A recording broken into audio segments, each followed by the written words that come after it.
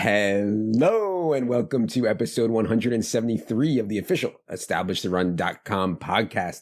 My name is Adam Levitan. I'm one of the co-founders here at ETR. As always, joined by fellow co-founder Evan Silva, and free agency is behind us. The NFL draft is ahead of us. It is a great time to be alive. Evan, what's going on? What's going on, Adam? We got a 17-game season. A lot of implications, a lot of fallout from that, especially when we start to talk about team win totals. It would be really nice, I think, if we could get a second bye for each team, but there's been no discussion of that. It's kind of unfair to the players, I think, although they did technically vote this into place. So, but it's great for the billionaire owners. So, hey, go America. Yeah, I thought, I can't believe the players let this one get through. They are going to make more money. There's going to be a little bit more revenue to go around, obviously, by adding a game, and the players get a share of that. But yeah, it's just so brutal on their bodies. And I actually think that one of the best things about the NFL, one of the reasons it's so popular, is that every game is so meaningful. And as you add games, it just makes it that much less meaningful. And you could see players rest. We have this huge problem in the NBA with guys resting all the time. I don't think that's going to happen in the NFL, but it could happen more, and it'll make it trickier. Obviously, though, for me, from a selfish standpoint, I want to play more DFS slates. I want to play more NFL DFS slates, and having an extra week is going to create more NFL DFS slates. So I'm happy about that. But yeah, definitely a huge change, man. Like records, everything. It's all going to be a huge change. People are just kind of sweeping it under the rug. This is going to be a huge change. And an extra week for you writing matchups, and an extra week for everybody working on content. It's going to be a lot. Don't even talk about it, man. But what I wanted to do for this podcast is just kind of, if you haven't been paying super close attention to the NFL offseason, maybe you got really involved in March Madness, or, you're like me and you're, on your online sports book all day and, trying to make bets, and, you haven't really been focusing on the NFL offseason. So to this point, like, this is how we're going to get you caught up heading into the draft. And also all of the win totals are out early, and so that gives us some content, some material to work off of.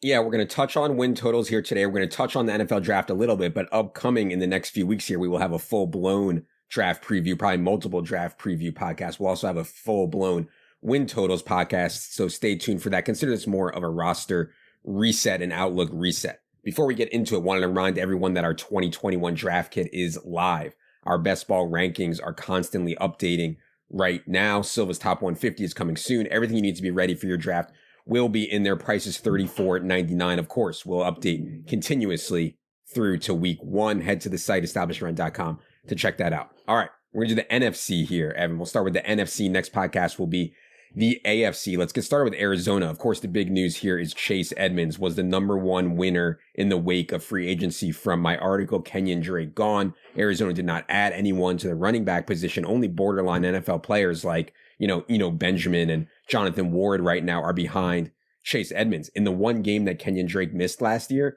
Chase Edmonds played on 66 of 69 snaps. And also on the season, he was slot or wide on 27% of his snaps. They think he can play slot or wide, line up as a wide receiver. So, we'll see if they add someone in the draft. They do have the 16th overall pick. They have the 49th overall pick, but they don't have a third round pick. They don't have a fourth round pick. So I'm pretty confident they're going to head into the season with Chase Edmonds as their starter. Talk to me about Arizona. Yeah, only 2 draft picks in the top 150. So that kind of sets up Chase Edmonds to potentially be able to make it through this draft without the Cardinals adding big-time talent at the running back position. It would be a waste, I would say, with only 2 picks in the top 150 for the Cardinals to draft a running back. That it would actually be silly. Another thing that stood out from their offseason was the fact that they're bringing back 4 of 5 starters, and the starter that they're not bringing back, Mason Cole, who they traded to Minnesota, they replaced him with Rodney Hudson, a 3-time Pro Bowler, one of the best centers in the league. They got him for a 3rd round pick. They gave up their one of their seconds for DeAndre Hopkins last year. So their offensive line got better. That's good for Chase Edmonds. And of course, so is this enhanced opportunity that he appears destined to have. And they also got better on defense. I think they still need to make some upgrades to their secondary. But getting J.J. Watt, and I realize that he's on the back nine of his career, but he's still only 32. He's not done. He was the number 7 overall rated interior or edge defender by PFF last year out of like 127. So he can absolutely still play and affect the game. And they've got Chandler Jones up front. They've got a lot of talent in their defensive front seven. Isaiah Simmons entering his second season. So I think that their win total right now is 8. I think I have not placed a personal bet on them yet, but at -110, 8 wins. I think that they can get over. I think that if you're going to bet it, I think you take the over on Arizona. Yeah, I still am skeptical about Cliff Kingsbury as an NFL head coach, but yeah, 8 seems about right to me for them. Also would note they added AJ Green. I think AJ Green has a little bit more in the tank than Larry Fitzgerald did, but that doesn't mean he has a lot left in the tank. We did note on one of the previous podcasts expecting Christian Kirk to move into the slot now, which we think will be a benefit for him.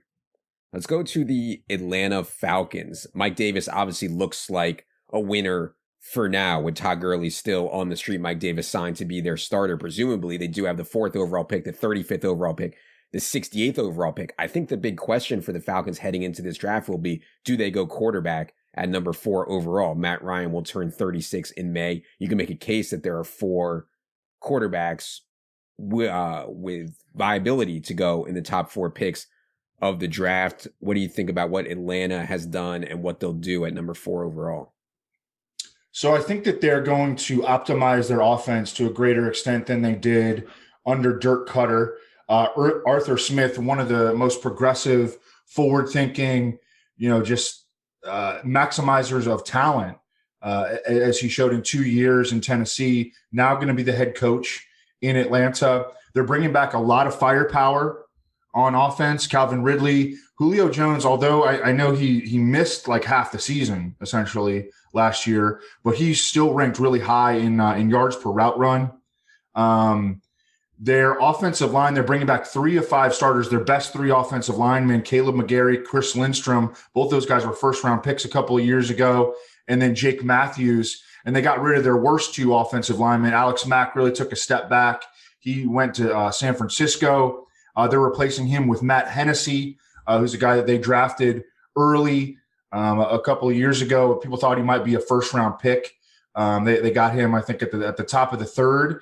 And then they gave a second-round tender to Matt Gano, a guy who made a bunch of starts for them. And he's going to replace James Carpenter, who was a liability. He hasn't even been signed yet. They cut him, and they're going with Matt Gano. He's going to take over at left guard. So I like to look at their offense as a whole. I think that they're going to be bad on defense again. They play a ton of games indoors, as we know, a ton of games in quality weather conditions. I think they're going to optimize their offense under Arthur Smith. I don't know if they're going to win a ton of games. Their win total is 7. I could go either way on that. But I do think that they're gonna rebound offensively. I also think that they might take a quarterback, though, up toward the top of the first round. Yeah, that's what I was thinking, man. If you think that one of these guys, Trey Lance or whoever else, is there at number 4, if you have even a close to top 10 grade or top 15 grade on him, Matt Ryan at age 36, I think it's time to start grooming Matt Ryan's eventual replacement. Yeah, and Mike Davis right now sits pretty much alone atop the depth chart at running back, which is nice. But this is a team that, unlike Arizona, has a bunch of picks. The Falcons have 7 picks in the first 5 rounds. Yeah. So Mike Davis is not entirely safe right now. Yep. Okay. Carolina, Mike Davis's former team. Big story to me for Carolina's offseason was striking out at quarterback. They offered a trade for Matthew Stafford. Reportedly, it was Teddy Bridgewater, the number 8 overall pick, and a 5th rounder for Matthew Stafford. Struck out on that. They made a play for Russ Wilson, reportedly. Struck out on that. They've been linked to Deshaun Watson, but that is a mess now with the off-field allegations. I have no idea if Carolina is still interested into Deshaun Watson. So here they sit at number 8 in the draft. The owner wants a new quarterback. The coaches want an upgrade on Teddy Bridgewater, but options are running out. So to me, I still think they try to make a big splash in the draft and try to get something going at quarterback. But yeah, there's not that many options right now for them. What do you think about what Carolina's done? And their owner is like a guy that I think is willing to be very aggressive. Oh yeah. So, and I mean, he's also a guy that's been pretty hands-on. So I would not rule out them trying to make a move up for Trey Lance or Justin Fields or maybe even Mac Jones. They're sitting at number 8.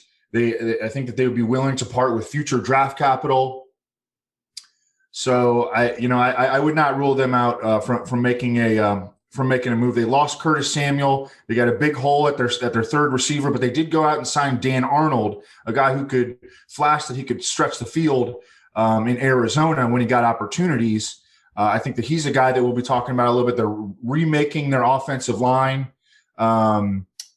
They're definitely still a team in transition. Christian McCaffrey is going to be an interesting guy to talk about this year, coming off an injury-ruined season. Yeah, I thought that it was slight upgrades for DJ Moore and Robbie Anderson, with Curtis Samuel and his 97 targets leaving, replaced by David Moore. You mentioned Dan Arnold, but still, if they can get an upgrade at quarterback, DJ Moore and Robbie, I think, are pretty solid fantasy winners coming out of this free agency period.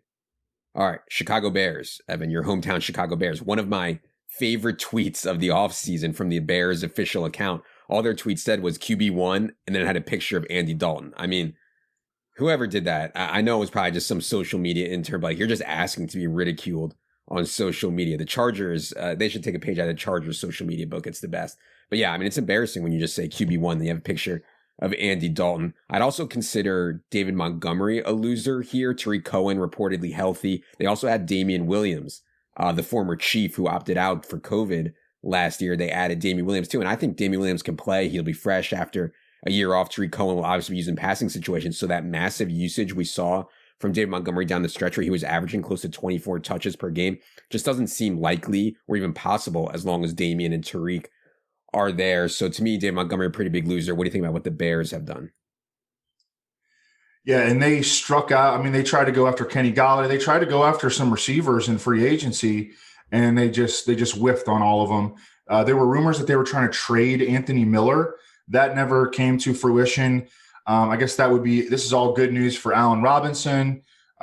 He's still going to be a target monster. I know that he's going to go another season with subpar quarterback play, but he's been able to get it done. He's been a quarterback-proof producer, and the way that Matt Nagy uses him in the slot, getting him a lot of high percentage routes, that really works in his favor. And it looks like Darnell Mooney is going to come back safely as the number 2 after a pretty promising rookie year. We saw Cole Kmet overtake Jimmy Graham down the stretch last year. He could potentially be in store for a second-year leap. But yeah, David Montgomery, I think, is probably going to end up being a fade for us.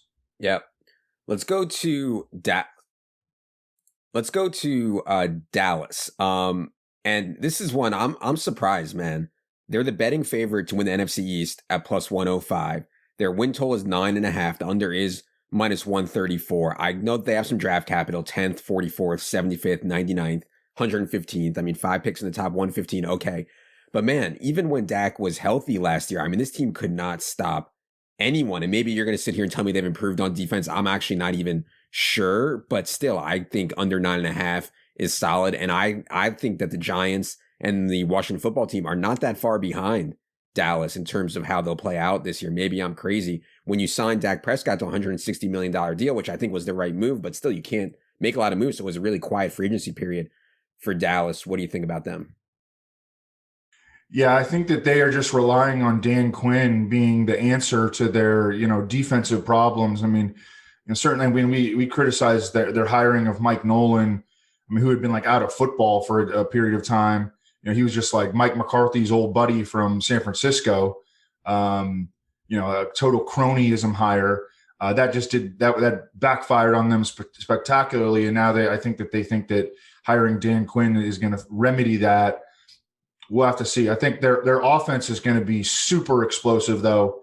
It's pushing all the chips back in on this offense. They had so many offensive line injuries last year. Pretty much all those guys are coming back healthy, and then the reserves behind them wound up getting a ton of experience. So now they're theoretically loaded up with depth. Their starters are coming back. Dak is back.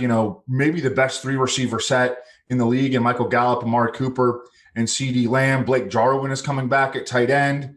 This team should be able to compete for the league lead in points per game.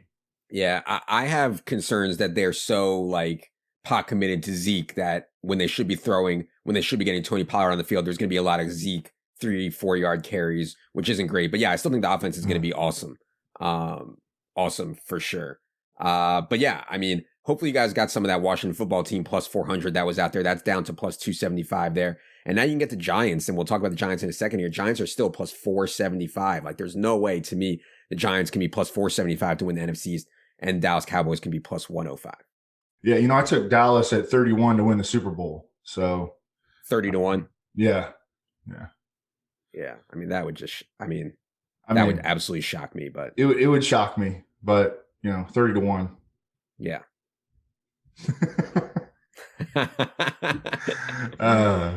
All right. Detroit Lions. I think a lot of people in the fantasy community, and rightfully so, were excited about DeAndre Swift, the ideal skill set we look for in fantasy. But this was not the best run out, I don't think, for DeAndre Swift. They bring in this old school coaching staff.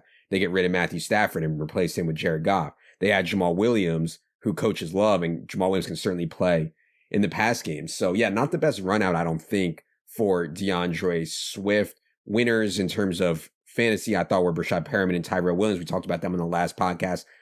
I mean, unless they spend picks on wide receivers early, Brashad Perriman and Tyrell the Gazelle are going to enter the season as the number 1 and number 2 wide receivers. They also obviously have Hawkinson, and Swift, as I mentioned, will play plenty in the pass game. What do you think about the Lions? Oof. Team total of 5. Team win total of 5 is almost disrespectful, but warranted. In a 17-game season. 5 in a 17-game season. Yeah. Exactly. Man, I'll tell you what, I think that DeAndre Swift is actually maybe in a really good spot because, the Jamal Williams addition is by far the biggest issue, but this team's offensive line is like the strength of the team. They're returning all 5 starters on the offensive line. They're going to be bad, and that actually has benefited DeAndre Swift, I think that he's going to be in there when they're trailing. I think that, Anthony Lynn being a running backs coach by trade, now being their offensive coordinator, I think that can be a solid factor for DeAndre Swift. I mean, he, at least to some extent orchestrated Austin Eckler's rise to prominence with the Chargers. This defense is going to be awful. And I think that can be good for and the offensive line is going to be good. I think that can be good for DeAndre Swift and TJ Hawkinson in particular. They've got nothing at receiver. I mean, we're talking about their top 3 receivers might be Brashad Perriman, Tyrell Williams, and Geronimo Allison. I think we're going to get TJ Hawkinson into more routes this year. They also picked up Josh Hill, who Dan Campbell knows from New Orleans. He's more of a blocking tight end. He can take some of that blocking relief off of TJ Hawkinson. I think TJ Hawkinson is in a breakout position. The Lions are missing 334 targets from last year's roster. There's just a lot of available opportunity in Detroit. And Jared Goff, although I think he's, an average to below average quarterback, he's definitely not incompetent. He can get the ball to the playmakers. You just offended Quintez Cephas Twitter by not mentioning him there during you mentioned Geronimo Allison before Quintez Cephas. I'm not sure you're aware. Yeah, maybe it'll be Quintez Cephas. I don't know. This would be a very exciting camp battle. Okay. Let's go to Green Bay. Another free agency session goes by, and the Packers don't add help for Aaron Rodgers in terms of pass game weaponry. Like, they were already up against the cap, and they blew the space that they had left. They blew it on Aaron Jones. So for now, at least, it's Lazard, MVS, ESB across from Devontae. However, this is another loaded class of wide receivers, I think, and they do have the 29th pick, the 62nd pick, the 92nd pick. But who knows? They could always take, more third-string quarterbacks and running backs and fullbacks and stuff like that. Win total here is 10.5. Under is plus 118. My thought on this was that Aaron Rodgers would need another absolutely superhuman season. I don't know if we can bet on that. So I kind of think that under is an interesting player, especially at plus 118. But what do you think about Green Bay? Yeah, I agree with that. The thing is that the division really is still very unimposing. The Lions got worse. The Bears really didn't get better. And, it's just, I don't know, the Vikings, I think they'll be all right, maybe. So That's the only thing. And my initial thought was the same as yours. But then when I started to look into their schedule a little bit more, and it's still a little early to look into schedules, but I kind of talked myself out of it. I wanted to bet the under, but then I talked myself out of it. But yeah, I mean, they never got involved with Will Fuller. It didn't seem like in free agency. We've talked about how Aaron Jones is in an even better spot than he's been in the past couple of years with no Jamal Williams. Jamal Williams gone to Detroit. Their offensive line, again, looked studly. They did lose their center, Corey Linsley, but I think they're going to kick Elgton Jenkins, who's been a stud at left guard and came into the league projected to be a center, move him into center, and then start John Runyon at left guard, and then they're bringing all their other starting offensive linemen back. So another year of great offensive line play in Green Bay. But yeah, I mean, what they do in the draft at the receiver position is probably going to be the biggest storyline from a fantasy standpoint in the draft. Yeah, I've been arguing a little bit with Leone and Herzig about Aaron Jones versus Alvin Kamara. We're going to have those guys on the podcast soon to debate that in full. But yeah, I actually think that Aaron Jones, I might take Aaron Jones over Kamara. I know that's not the way we have it in the staff rankings right now, but I actually do think that that's a play that I would personally make right now. And we'll get into that debate later. Rams, one of the biggest trades of the offseason. They get Matthew Stafford. And also, not only do they get clarity there, they also get clarity at running back. They moved on from that waste of carries, Malcolm Brown. They move on from Gerald Everett, so we have clarity on Tyler Higbee. And yeah, I thought Higbee was one of the bigger winners of free agency. I know I've said this before, and I know that it was a perfect storm, but when Gerald Everett missed the final 5 games of 2019, Tyler Higbee went 7-107-1, 7-116-0, 12-111-0, 9-104-0, and 8-84-1. I mean, there's a lot of wide receivers in the NFL, good wide receivers in the NFL, not capable of doing that over a 5-game stretch. At the tight end position, there's like no one outside of like Kelsey that is capable, and Kittle maybe, that is capable of doing that, and maybe Waller. So like, just to have that in Higbee's range is so unique to me. Even if it flames out, at least we took a swing on upside on Tyler Higbee. So I thought he was one of the biggest winners. I know you think the Rams are going to be very good this season. Talk to me about them.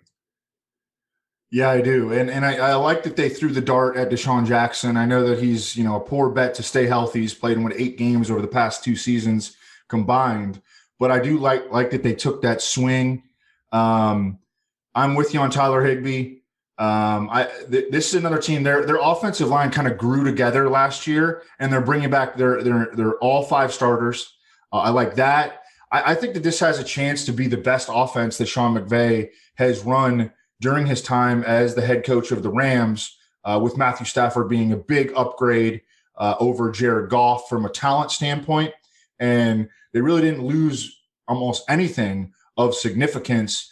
They're better at running back. I think that they'll be better at tight end this year. I think that they can continue to get better on the offensive line. Robert Woods is back. Cooper Kupp is back. Deshaun Jackson is, if they can keep him healthy, just give me 12 games of Deshaun Jackson, and he can elevate the offense. Yeah, agreed. And the market is definitely on the Rams for sure. I mean, people are well aware of that. As you've mentioned before, this Stafford, really low odds comparatively to some of these other long shots to win MVP. Okay, Minnesota. This might be a spot where we might disagree a little bit. Because you mentioned you thought the division was really weak. I actually think Minnesota has a chance to make a leap. They didn't make much noise at offense, at skill positions in free agency, but I thought they made some good ads on defense. Davlin Tomlinson, Xavier Woods, Patrick Peterson. I don't know what Patrick Peterson has left, but Patrick Peterson is in the mix now. And just Mike Zimmer, I have a lot of respect for what he can do with a defense. And then you also have, an offense. I mean, they hit on Justin Jefferson, man. I mean, they hit big on Justin Jefferson. He can make a huge, huge, huge difference. They move on from Kyle Rudolph, get Irv Smith in there for more work. So I think Minnesota can actually be pretty decent, pretty good this year. Over 8.5 is even money on the win total right now. I thought that was at least interesting. Am I crazy here to think that the Vikings can win 9, 10, 11 games? No, I mean, you present a fair argument. Another thing working, I'm still worried about the offensive line. This offensive line is, I think that when Brandon Thorne comes out with his rankings, like they're going to be bottom 5. And then I don't know if they can generate enough pass rush on defense. But I hear you. with your arguments. They also have a ton of draft capital. They have 8 picks in the top 150. They've got 2 third-round picks, 4 fourth-round picks, 2 fifth-round picks, 2 sixth-round picks. I like that they did get younger on offense, moving on from Kyle Rudolph. Irv Smith and Tyler Conklin, I think, is just a more dynamic duo than what they've been trotting out there recently. I think we can get Irv Smith. If we can get him in the 70% playing time range, look out. I think that he could be a top 10 fantasy tight end. Yeah, for sure. Okay, another team with an interesting win total, and this is really hard because there's so much going on with New Orleans, and that's part of the problem with the Kamara projection. It's really hard because we don't even know if it's going to be Taysom or it's going to be Jameis. But in the offseason, the Saints have lost Drew Brees, they've lost Manny Sanders, they've lost Jared Cook. They still have one of the NFL's best offensive lines, but yeah, I don't know, man. I like Jameis in fantasy. I don't love him in real life. Taysom, I don't know what to think about Taysom. Obviously, in fantasy, his ability to run is huge, but I think it's a huge downgrade for Alvin Kamara, and that's one of the things that we'll be debating with Leone and Herzig. Win total is 9 right now on the Saints. How do you get a read on what the Saints are doing right now? Yeah, that's a pretty low win total. And I noticed that on DraftKings Sportsbook, you can bet teams to either make the playoffs or not make the playoffs. And I bet the Saints to not make the playoffs at minus 106. And then I saw their win total and I was like, they're probably not going to make the playoffs if they're they're only going to win 9 games. So I wouldn't bet their win total. I would just bet them to not make the playoffs. If that's it, if I wanted to bet on or against the Saints. I talked to Underhill about the Saints last night, and he says they love Adam Troutman. Adam Troutman finished number 1 among 84 qualified tight ends in run blocking last year. He was a plus athlete coming out of Dayton, hyper productive receiving tight end. Now he's got a ton of opportunity with no Jared Cook, with no Josh Hill, and all they signed was Nick Vannett really to compete for playing time at tight end. So Adam Troutman is a guy I think that could take a big leap. Then I asked him about his young receivers, about the Saints' young receivers, and Underhill thinks that Traquan Smith is the best bet to emerge behind Michael Thomas. He thinks that getting a different quarterback, a different style of quarterback could benefit Traquan Smith. And then after that, he likes Marquez Callaway a lot. Yeah, I always thought Traquan could play. It's just I don't know, man. It's with Jameis in there, I'd be much more excited about Traquan, obviously, for sure. They have this glut of young receivers, like Deontay behind Michael Thomas, and Emmanuel Sanders obviously is gone. Marquez Callaway, Deontay Harris, Juwan Johnson, Little Jordan Humphrey, Traquan Smith. And so I think we'll be monitoring which guy kind of emerges as that number 2 in training camp. DFS players probably remember Adam Troutman. I think he was 30% owned or 35% owned at Stone Minimum one week when Jared Cook was a surprise scratch, and Adam Troutman caught 0 balls in that game. And everybody said, they were victory lapping in hindsight how bad Adam Troutman was. I still maintain that it wasn't bad. And maybe if Troutman has a good year this year, that'll be a way to shut everybody up about the Adam Troutman airball. Giants. We've crushed David Gettleman on here a lot. I thought they made some sharp moves. The flyer on John Ross, I like. Maybe they overpaid a little bit on Kenny Golladay, but I like the player. Maybe they overpaid on Kyle Rudolph, but I think he can at least help, I guess. I think they really need to address offensive line in the draft because Daniel Jones is a mess. When he's pressured, he's just a mess with turnovers. But this team has a chance, and at least they've put Daniel Jones in a position where they can evaluate him. It's like, if you don't give a guy any weapons or any scheme, and we know the scheme is going to be bad with Jason Garrett, you got to give him some players, and at least he has players now so they can evaluate him. Over 7 minus 110 is a bet that I like on the Giants. Again, I'm under on Cowboys, over on Giants, and Washington football team is the way I would think about the NFC East right now. What do you think about our boy Gettleman and the Giants? Yeah, I think that he had a really good offseason. I think offensively and defensively, he made a lot of plus expected value moves. Getting Kenny Golladay in there, I think, is going to elevate other players. I think it's going to make Darius Slayton better. It's going to move Sterling Shepard into the slot. And that's going to make – he's been a better slot receiver than perimeter receiver in his career. But, yeah, this offensive line still needs a lot of work. They just need to fire picks at the offensive line. Maybe even look at, some veterans that maybe get cut toward training camp. This is still – this offensive line is still very much a work in progress. Oh, yeah. Eagles. Big trade that they made last week should not have been surprising to anyone who has listened to this podcast. The Eagles move out of the number 6 spot back to the number 12 spot, and they get a 2022 first rounder from the Dolphins. Note that the Eagles, Evan, now have 3 first round picks in 2022. Their own, this Dolphins pick I just mentioned, and the Colts pick from the Carson Wentz trade. And on top of that, they get a year to see what they have in Jalen Hurts, who went absolutely nuclear in fantasy at the end of last season. You know, I don't know about real life, but in fantasy, Jalen Hurts went absolutely nuclear. I do think they need weaponry help, you know, like Jalen Reagor, Travis Fulgham, Greg Ward, like that isn't it. And so now they're picking 12th. They kind of took themselves out of the Jamar Chase sweepstakes. I don't know if they're in the Devontae Smith sweepstakes anymore or not, but I would love to see them use their first round pick, get more weapons for Jalen Hurts. What do you think about what the Eagles have done? Yeah, I think that they're approaching this sort of soft rebuild right. They have, in addition to what they have in 2022, this year they have 11 picks. They have 4 top 85 picks. Mm-hmm.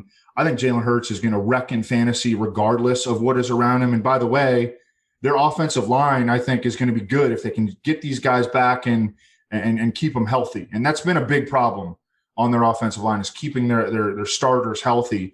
But they're pretty much getting every key guy back up front.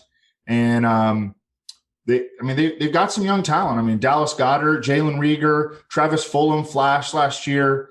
I think they've got enough for Jalen Hurts to be a top 10 fantasy quarterback and maybe even a top 5 fantasy quarterback, assuming that he can, you know, play well enough to hang on to the job all year. But they have set this up for Jalen Hurts to have a full season, as Jeffrey Lurie wanted them to do. And that makes him because his dual threat is he's dynamic.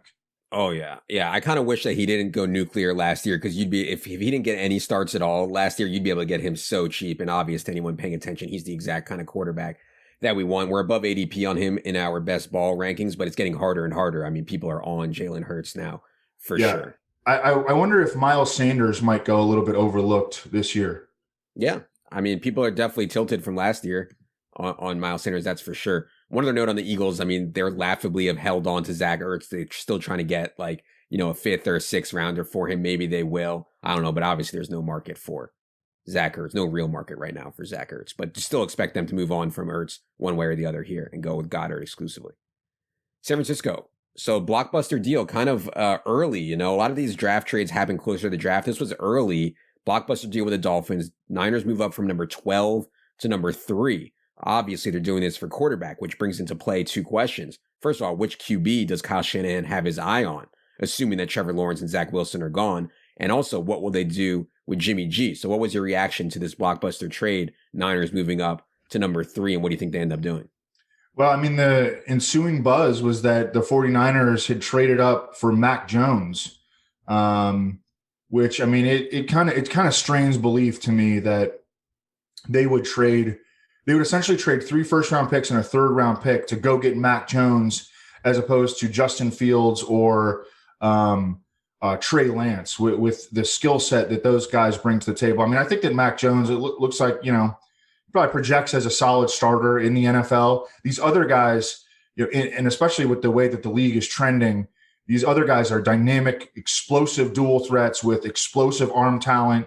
And I don't know. I mean, a lot of plugged in people like Daniel Jeremiah, and Daniel Jeremiah he talks to everybody in the NFL. And he's been saying that he thinks that it'll be Mac Jones. I mean, Schefter has hinted at it, Chris Mortensen. So look, those guys know more than me, but it's tough for me to believe. Well, one aspect of it is how does, I mean, I assume Kyle Shanahan knows to give up that much, but everything that I saw had Mac Jones. They could have gotten him at 12, maybe. You know what I mean? Like, I don't know, but they must have heard that somebody else was high on Mac Jones, if that's really who they want. We'll see, though. We'll see. Either way, Kyle Shanahan, whatever quarterback lands there, you're going to have Kyle Shanahan, who we obviously know is a talent maximizer, statistical maximizer, Kittle, Ayuk, Debo. I mean, that's pretty nice no matter what quarterback lands there. They also, in the offseason, they almost lost Trent Williams, but they get him back on a $138 million contract. They get Trent Williams back on. So yeah, I mean, this team is set up pretty well. I think no matter who lands there at quarterback, what do you think generally of their offseason? Yeah, pretty good. I mean, pretty good. It'll be interesting to see, the rhetoric is that the 49ers are going to keep Jimmy Garoppolo, and that would actually align with going with Justin Fields or Trey Lance, who are not necessarily considered as pro-ready as Mac Jones. So if they did keep Garoppolo, he could be like the Alex Smith, and then Fields or Lance could be the Patrick Mahomes, and they can make that transition that way. Up front, they're bringing back 4 or 5 offensive line starters. Alex Mack, he's getting older. He wasn't as good last year, but he is going to take over at the center spot, which it was a big trouble spot for them last year. And he's played for Kyle Shanahan before in Atlanta. So he's going to be able to pick up the system, obviously, immediately. They didn't do really anything at the running back position. So we got Mostert, Jeff Wilson, JaMychal Hasty coming back. And so that'll be a big talking point, assuming that they don't make any other big additions. Matt Breida's gone. Yeah, that'll be totally fine. I mean, I think all 3 of those guys can certainly play and can fill roles for sure. Seattle, I know there was a lot of people who thought Russ was gone. He Bible verses he was quoting and stuff like that. I actually never thought that the Russ stuff was real. I get that Pete Carroll and these guys are run the damn ball donkeys, right? I get that. They're not such big donkeys that they're going to give up Russ Wilson in the prime of his career. So really the band is back together. They just gave Tyler Lockett an extension. DK Metcalf. They bring Chris Carson back. They add Gerald Everett to the tight end rotation. I think that Seattle, when you have Russ plus 300 to win the division, I think is really good. The Rams and the 49ers are both plus 180. I think Seattle is not that far behind the Rams and 49ers right now. What did you think of Seattle's offseason? Yeah, and I also like how they acquired Gabe Jackson, who's going to be a big upgrade to their offensive line. The Raiders were just giving away all their offensive linemen. Seattle stepped up to the plate. Win total of 9.5. I mean, I think I like the over on that at minus 110. I'm with you there. And maybe they've made big moves in the passing game. Gabe Jackson is an excellent pass blocking guard. They brought in Everett. They extended Lockett. I mean, I don't know. Maybe they'll be able to compromise, reach a compromise with Russ. And Russ has now been tweeting positive things about the Seahawks. So that's a good sign as well. I don't know. Maybe we went, or the rhetoric went a little too far in one direction early in the offseason, Yeah, I think his words were just taken not out of context, but they were taken in a way that was so negatively slanted towards Seattle. And I don't think he really ever meant that. He just said, hey, I want to play until I'm 40. I need better offensive linemen, whatever. I mean, it's not, I want to leave Seattle. So yeah. Bucks, for the first time since 1979, 42 years ago, for the first time since then, a Super Bowl champ will return all 22 starters. I mean, this is insane. This is unheard of in today's NFL to win the Super Bowl and get your entire team back. They get Chris Godwin back on the franchise tag. Lenny Fournette tests the market, but realizes that there is no real market. He's back on a 1-year deal. Obviously, Tom Brady, Rob Gronkowski return. They enter the season as the number 2 choice to win the Super Bowl in markets at plus 750, behind only the Chiefs at plus 500. Oh, and I didn't even mention they're getting back O.J. Howard. I mean, O.J. Howard reports that he is close to full health. We know O.J. Howard is a serious baller when he is healthy, if inconsistent. So hard not to be optimistic about Tampa right now. It's just crazy. I mean, Tom Brady, 44 years old, and, nobody's even thinking that he's going to take a step back this year, and, just totally broken the age model. Yeah, not a whole lot really to cover here. I mean, we know exactly what we're getting from the Tampa Bay Bucks this year. I think that Leonard Fournette deserves to enter the season as the Bucks' number 1 running back. But they're still going to use Ronald Jones, and Bruce Arians is predicting a breakout year for Keyshawn Vaughn too. So, but we know the content of this roster. We know what they're going to try to do offensively. I would say that the biggest potential obstacle would be finally Tom Brady, reaching the cliff. But man, I mean, the way that he played down the stretch last year after their bye, in particular, I mean, he was as good as new. Just insane. Also, for those of you who are watching on YouTube, I'm wearing my Chris Godwin, after the touchdown against the Falcons 2 years ago, on his knees praising the Lord. Shout out to the God himself, Chris Godwin. And also a listener sent this to me. I actually forget his name, but thank you to whoever sent that to me. Okay. Washington football team. We talked about this so much already. I mean, I legit think a top 3 defense, especially with the addition of William Jackson. And then on offense, they add Ryan Fitz. They add Curtis Samuel. Their win total is only 8 games in a 17-game season. They're going to be playing a first place schedule after winning the NFC East last year. But still, I mean, I think that over 8 is a great bet. I thought those plus 400s to win the NFC East was great too. I don't know, man. I hate being too high on Daniel Snyder here, but I really think that this is a really, really good team. How can Daniel Snyder mess this one up? Yeah, I mean, if he starts getting on the phone and making the draft picks himself, like he has been doing for the last 20 years, that could piss some people off. But no, I mean, Ron Rivera, like, he didn't put up with Dan Snyder's BS, So I think Ron Rivera, maybe it's like there's like a cycle in Washington. Like every 3 or 4 years, it's like, oh, will Dan Snyder finally take a step back and keep his hand out of the cookie jar. And I don't know, hopefully Ron Rivera can stave him off for a couple of years. But yeah, we talked about this offense has a chance to be very explosive. I still think that they need talent on the left side of their offensive line. The right side looks good. Morgan Moses, Brandon Scherf, Chase Roulier coming back. But I think that they need more competition, more talent on the left side at left tackle and left guard. But yeah, and they've got 4 picks in the top 85. I bet them to win the division when it was at plus 300. I'm with you on the over on their win total, even at minus 121.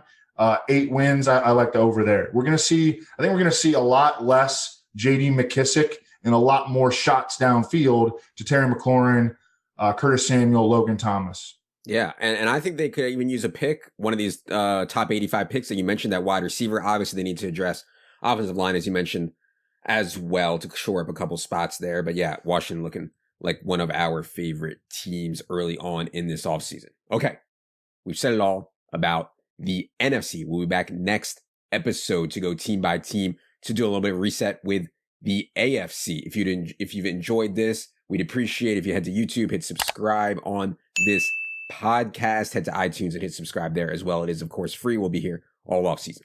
For Evan, for producer Luke, I am Adam. Good luck, everybody.